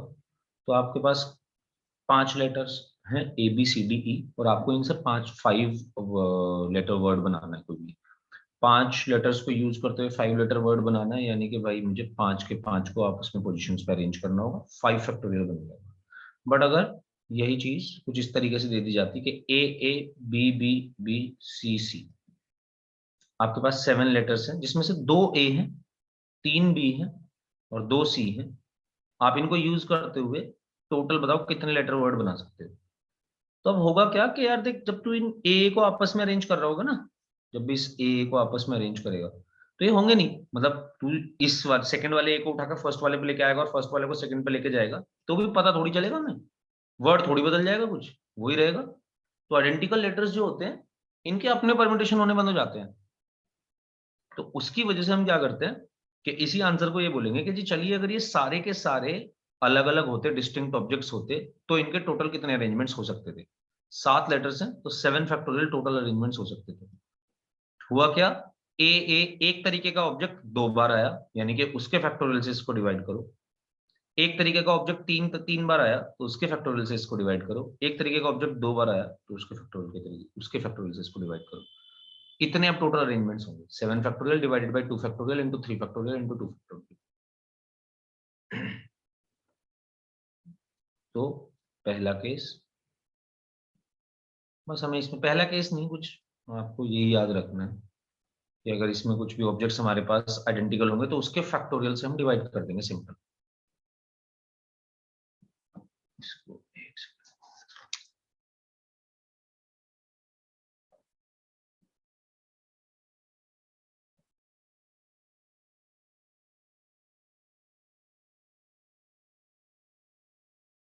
नंबर ऑफ म्यूचुअली डिस्टिंग्विशेबल, मतलब आपस में उन्हें पता करो कि हम अलग अलग हैं। अगर वो ही नहीं पता कर पा रहे कि हम अलग अलग हैं तो कोई फायदा ही नहीं, नंबर अलग थोड़ी बना, फिर अरेंजमेंट अलग थोड़ी हुआ। The number of mutually distinguishable permutations या arrangements of n things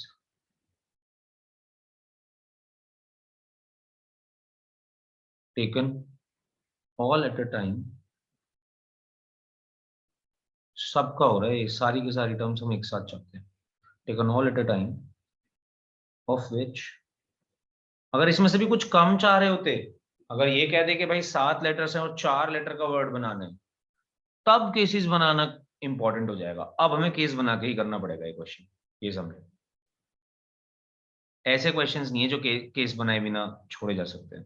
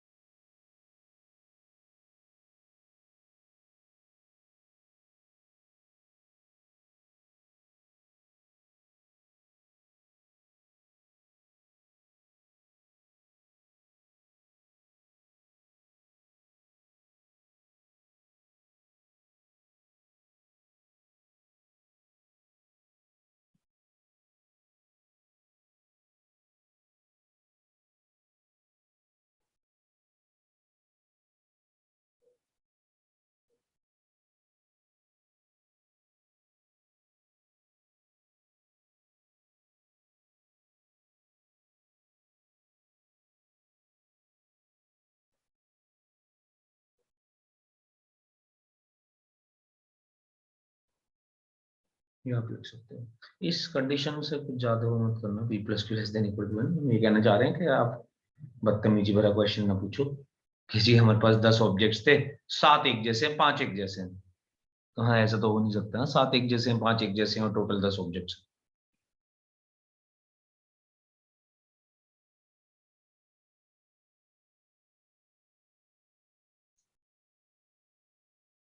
तो आइडेंटिकल ऑब्जेक्ट्स का ये होगा कि भाई जितने भी ऑब्जेक्ट्स आइडेंटिकल हैं उससे डिवाइड कर दीजिए। चलो भाई शुरू करो। लिख लिया ना सभी लोगों ने? तो यस सर। सर जो बैंड मेथड वाला है उसको हम ऐसे भी तो लिख सकते हैं जनरलाइज करके कि अगर हमें ए स्पेसिफाइड ऑब्जेक्ट्स चाहिए जो हमेशा एक साथ रहेंगे तो n माइनस ए अपॉन सी r माइनस ए फिर r माइनस ए प्लस 1 इंटू ए फैक्टोरियल। हाँ बिल्कुल कर सकते हैं। गुड।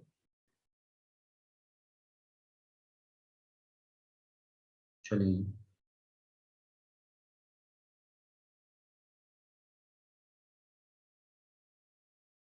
लिखना पड़ेगा यार क्वेश्चन सब लोगों ने, फटाफट लिखने हैं थोड़े।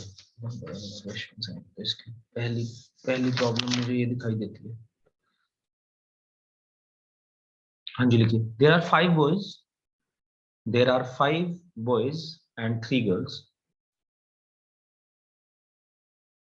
देर are 5 boys and 3 girls.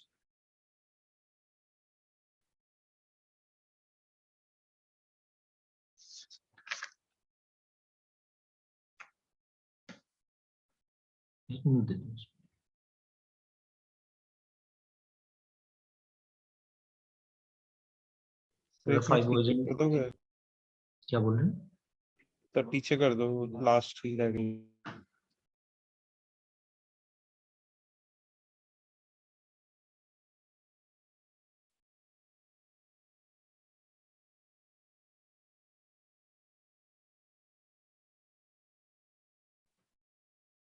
Done.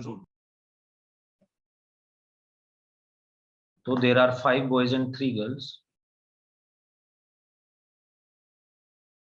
अब हो क्या रहा है? In how many ways, in how many ways can they, in how many ways can they be seated, can they be seated in a row, can they be seated in a row so that, sir so repeat. can they कहां तक लिखा है देवांश मुझे पता? Sir in how, can in how many ways can they be seated in a row, be seated in a row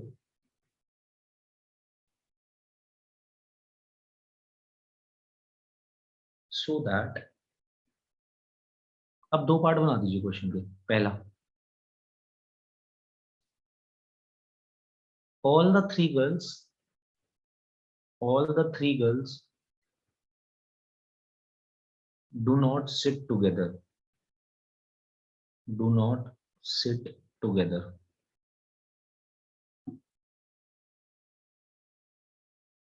चलिए solve करते हैं।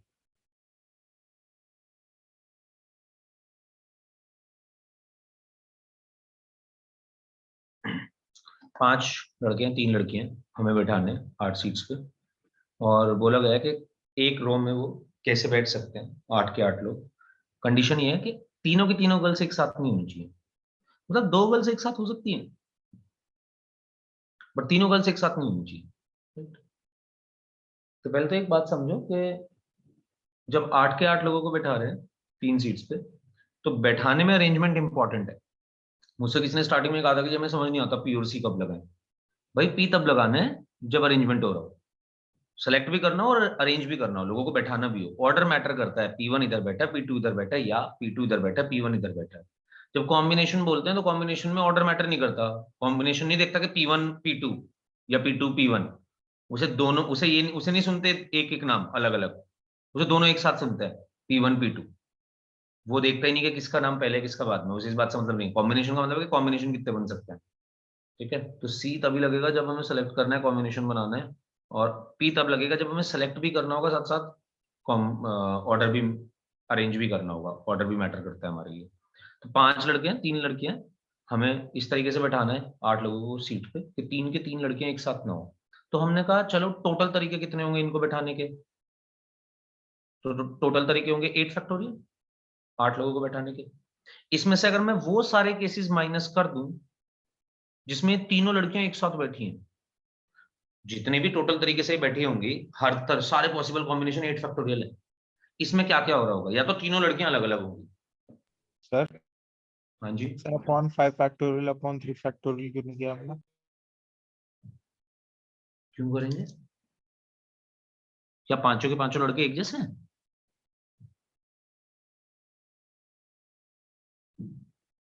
मतलब पर्सन्स की बात कर रहे हैं ऋषिक, तो डिस्टिंक्ट तो बोलने की भी जरूरत नहीं है।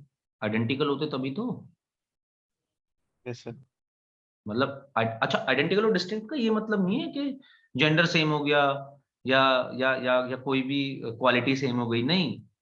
आइडेंटिकल डिस्टिंक्ट का हमारे लिए मतलब सेम ये है या अलग अलग ये है कि हम उसे देख के क्या डिफरेंस पता कर पा रहे हैं दोनों में। जैसे कि अब लेट से तू फुटबॉल ले ले, कोई दो फुटबॉल आइडेंटिकल भी हो सकती हैं, बिल्कुल पता ही नहीं चलेगा तेरे को कौन सी थी कौन सी नहीं थी। बट वहीं पे दो फुटबॉल अलग अलग भी हो सकती हैं, तो वहां पे तो उसे बोलना पड़ेगा कि डिस्टिंक्ट है, कि आइडेंटिकल है।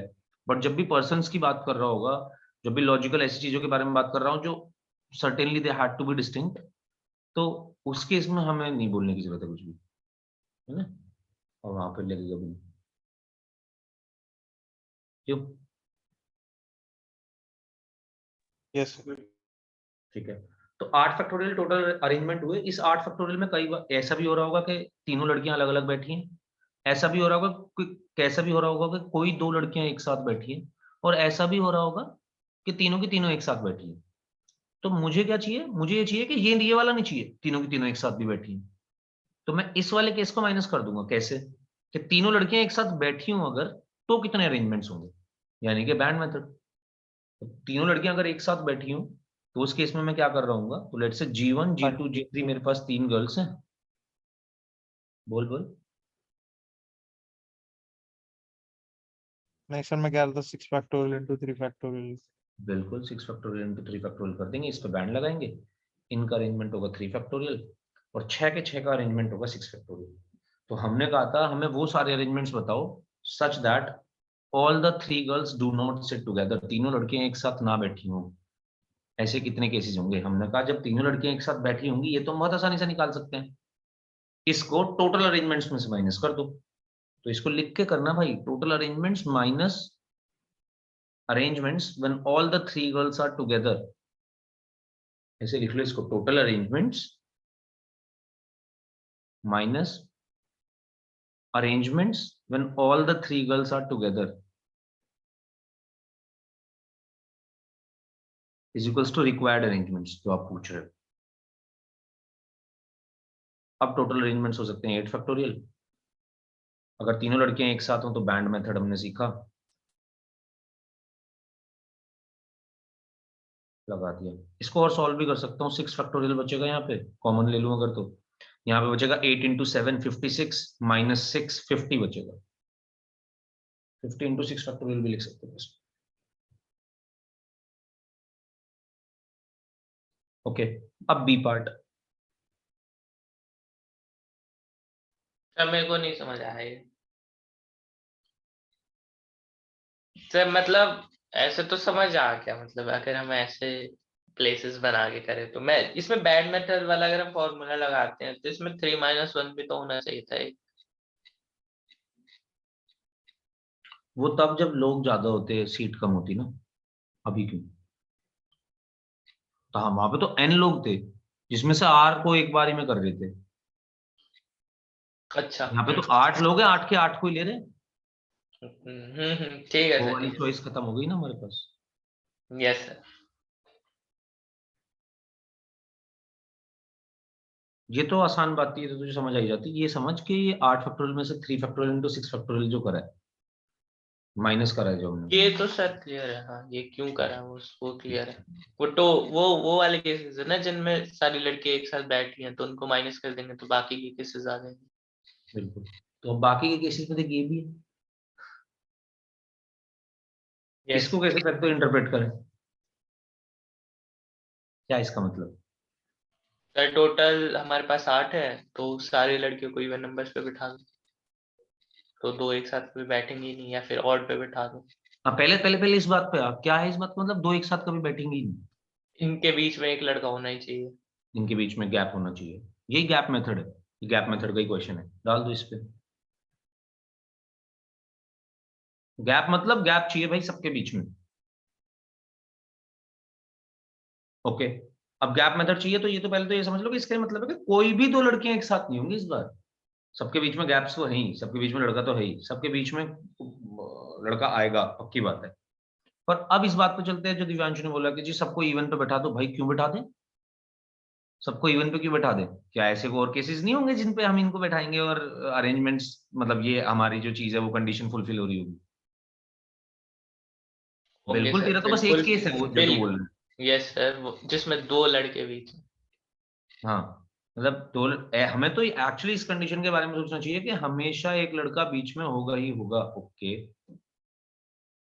हमेशा अगर एक लड़का बीच में होगा ही होगा, तो अब यहाँ से आते हैं, पहले तो ये देखो कि किस पे गैप लगा हुआ है, यहाँ पे गर्ल्स पे गैप लगा हुआ है, गर्ल्स के बीच में गैप चाहिए, ठीक है। तो पहले जो भी जिस पे गैप नहीं लगा हुआ है ना, दो तरीके के ऑब्जेक्ट्स होंगे गैप मेथड में, यही होगा कि एक ऑब्जेक्ट्स के बीच में हम हमेशा गैप चाहते हैं जिसमें और दूसरे तरीके के जितने भी ऑब्जेक्ट्स हैं वो सब फिल इन हो रहे होंगे, राइट। तो जिस पे गैप लगा है उसको रखो जरा साइड में, जिस पे गैप नहीं लगा है उसको उठा लो। तुमने कहा 5 बॉयज है ना, ठीक है, बॉयज को रखना जरा, तुमने भाई रखना शुरू करा, तो लो जी बॉयज, ये आ गया B1, B2, B3, B4, B5, हमारे पास है जी 5 बॉयज। B1 कोई भी सीट ले सकता है इस 8 के 8 में से, जो 8 सीट्स आपके पास अवेलेबल है। तो एक्चुअली जब B1, B2, B3, B4, B5 को आपने ऐसे रखा, तो आप ये देखो कि इनके दोनों साइड सीट्स की अवेलेबिलिटी होंगी। अगर मैं इन प्लेसेस पे 1 2 3 4 5 6, ये जो 6 प्लेसेस है, इन 6 प्लेसेस में से किसी भी 3 प्लेस पे गर्ल्स को बैठाऊं, तो हमेशा ऐसा हो रहा होगा कि गैप आएगा ही आएगा, चाहे एक का आए चाहे दो का आए, इससे ही फर्क नहीं पड़ता, सारे सब सब केसेस कवर हो जाएंगे इसमें, जितने भी पॉसिबल केसेस हो सकते हैं। 6C3 करेंगे। 6P3 करेंगे ना, C3 क्यों? हाँ, 6 प्लेसेस हैं, 3 पे लड़कियों को बैठाना है, तो पहले तो कौन से 6, और फिर इनको बैठा दो, और साथ साथ इन पांचों का लड़कों का आपस में भी अरेंजमेंट हो सकता है।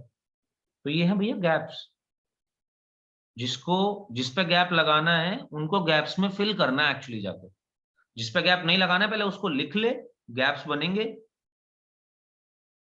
गैप्स है 6, तेरे को कितनी लड़कियां बैठानी है इन गैप्स पे? 3, तो टोटल अरेंजमेंट्स होंगे 6P3, गैप्स पे लड़कियों को बैठाना, इनटू 5 फैक्टोरियल लड़कों का आपस में अरेंज होना।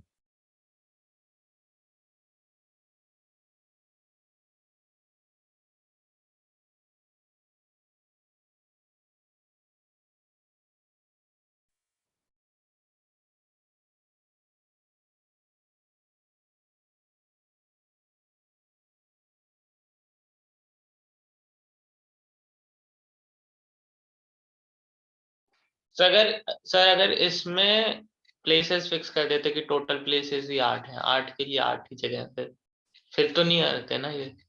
फिर इसमें एक और आता ना शायद, गर्ल्स के लिए मल्टीप्लाइड बाय 3 होता, क्योंकि उन तीनों को भी 3 अलग अलग तरीके से। सर मैं कह रहा हूँ कि अगर प्लेसेस 8 ही फिक्स कर देते कि 8 ही जगह है, जैसे यहाँ पे तो हमने 6 ले लिए ना 3 लड़कियों के लिए, सबके बीच में एक, अगर प्लेसेस ही 8 फिक्स कर देते तो फिर एक और मल्टीप्लाई बाय 3 करते ना, क्योंकि उन 3 लड़कियों को भी तो 3 तरीके से अलग अलग बिठा नहीं सकते कर ही नहीं हैं। पाते, उसमें प्रॉब्लम ये है, ये समझ, क्योंकि जैसे तू 8 के 8 प्लेसेस लेकर चलता तो तू तो फिर उसमें वो भी केसेस गिन लेता जिसमें तीनों लड़कियां एक साथ बैठी होती, वो भी गिन लेता जिसमें कोई 2 लड़कियां एक साथ बैठी होती। तो तुझे बॉयज के हिसाब से ही सोचना पड़ेगा कि ये कितने गैप्स क्रिएट कर रहे हैं, उन्हीं गैप्स में जाके फिल करना है। अगर 8p3 से करेगा तो उसमें तो तू सारे केसेस ले लिए तुमने जो नहीं भी लेने थे, ऊपर वाला भी ले लिया जिसमें तीनों गर्ल्स एक साथ बैठी होंगी। Yes sir. ओके चलिए। सर अगर हम इसमें ऐसा करें, तो जैसे B1 B2 के बीच का जो गैप है इसको हम हटा देते हैं, ठीक है, हम्म। तो फिर तो गैप कम हो गया ना, फिर उस केस में भी तो तीनों क्यों लड़के एक हटाना साथ नहीं है? बैठ क्या सकते। ये लड़की बैठ नहीं सकती B1 B2 के बीच में? नहीं सर, अगर हम हटा भी देते हैं तो बात तो वही रहेगी ना कि तीनों लड़के एक साथ नहीं बैठे। हाँ बात तो वही रहेगी, पर सारे केसेस कवर नहीं हुए ना दिव्यांशु। उसमें अच्छा भी हाँ। और भी तो केसेस ऐसे बन सकते थे जिसमें ऐसा हो जाता जो आप कह रहे हो, यस सर। वो छोड़ देते फिर।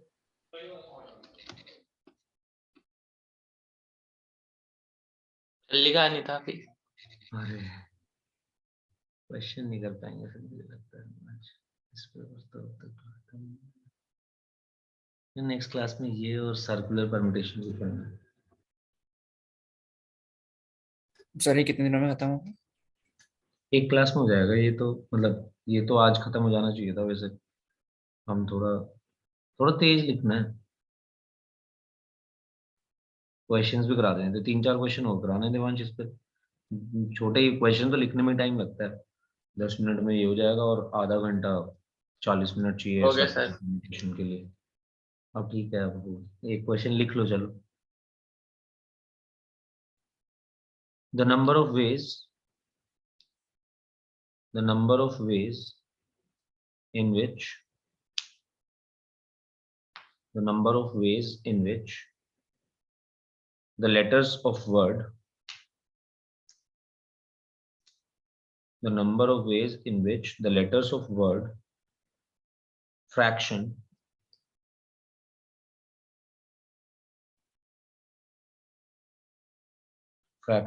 be arranged so that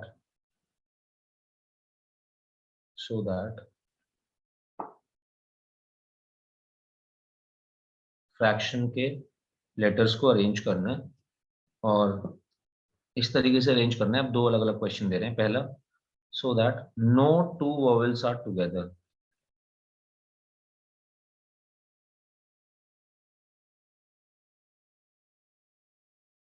तो ये पहचान है गैप की, नो टू, ये गैप की पहचान है। जब भी नो टू बोला जाएगा यानी कि कोई भी दो, इसका ये मतलब है, तो तब गैप ही लगेगा।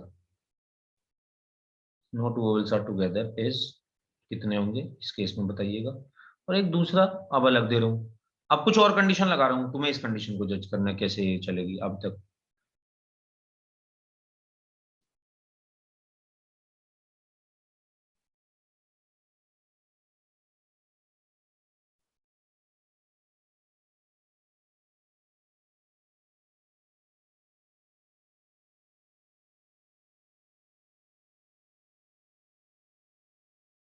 Vowels occupy only even places, vowels को हमें सिर्फ इवन प्लेसेस पे बैठाना है।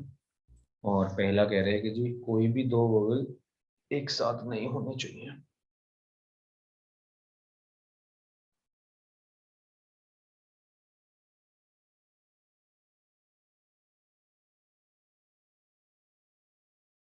करके लेके आने नेक्स्ट क्लास, फिर नेक्स्ट क्लास में दो दो तीन क्वेश्चन और करने हैं इसमें। तो 2 मिनट रुक गया, हो जाएगा। ऋषिक और दिव्यांशु पर्टिकुलरली बहुत ही धीरे लिखते हो भाई साहब। क्या? क्या करते हो, खो जाते हो? ऋषिक और तू खो जाते हो कोई? लिख लिया मैंने। अरे नहीं नहीं, मैं कह रहा हूँ क्वेश्चन हो जाएगा, क्वेश्चन तो लिख दिया, मैं कह रहा हूँ सॉल्व कर अच्छा रहा था मैं। अच्छा अच्छा अच्छा, आ गए हैं लोग एक्चुअली ना। सर आज मेरा चक्कर सर पी का प्रैक्टिकल था तो सर पूरा बॉडी पेन हो रहा है। इसका प्रैक्टिकल था? सर फिजिकल एजुकेशन का। अच्छा पी का। सर मैंने बस इसी कारण से फिजिकल एजुकेशन नहीं लिया कि दिन भर घर पे बैठना पड़ेगा, अरे मजा खेलने भी को तो आता है, मिलेगा नहीं। खेलने को भी तो मिलता है। नहीं मिलेगा ना, मतलब ऑनलाइन में कैसे खेलूंगा? जो बच्चे लिए वो खुद हमारे साथ क्लास में बैठे रहते हैं अपने हमारा पीरियड तो में। स्कूल खुल गया है अब कल से। सही। हमारा भी 14 से खोल रहे हैं, लेकिन मैं जाऊंगा नहीं। फायदे नहीं अब मत ही जाओ जाने का। भाई, अब तो कोई फायदा नहीं है। अब दो तो सही हफ्ते में पढ़ बुला लो, के क्या क्योंकि करेंगे? एकदम 12th आएगा, सब चीजें एकदम एकदम होंगी। सर हमारा तो 12th बंद कर दिया ना ऑनलाइन, कह रहा ऑन लेंगे ही नहीं ऑनलाइन। अलग ही सीन चल रहा है इसकी। अच्छा सर चलो, हमारा भी 11th ऑनलाइन बंद कर दिया, पता है ये सर मैं पागल चले है जाता। लोग। उन्होंने ना टाइमिंग कर दी 8 से 2, अब नहीं जाऊंगा मैं, मतलब 8 से 11 होती तो मैं चले जाता। अच्छा, क्यों 8 से 2 में क्या प्रॉब्लम आई किसी? 8 से 2 में तो एक तो सुबह ज्यादा उठना टाइम बढ़ा पड़ेगा। दिया? हाँ टाइम बढ़ा दिया ना सर, मतलब अब 8 से 2 होगी, फिर मेरे को तो 6 एक तो घंटे नहीं बस जो बैठे हो? छोड़ने आती है ना, इतना घुमा के मेरे को छोड़ने आती है। सुबह फायदा होता है कि लेट लेने आती है, लेकिन शाम को तो इतना लेट छोड़ती है। मैं घर ही पहुंचूंगा 3 बजे तक, अब 3:45 से क्लास होती है। हाँ फिर वो है, पढ़ूंगा, पढ़ते पढ़ते पूरा दिन निकल जाएगा। सही बात है, अच्छा डिसीजन है। चलो बाय बाय।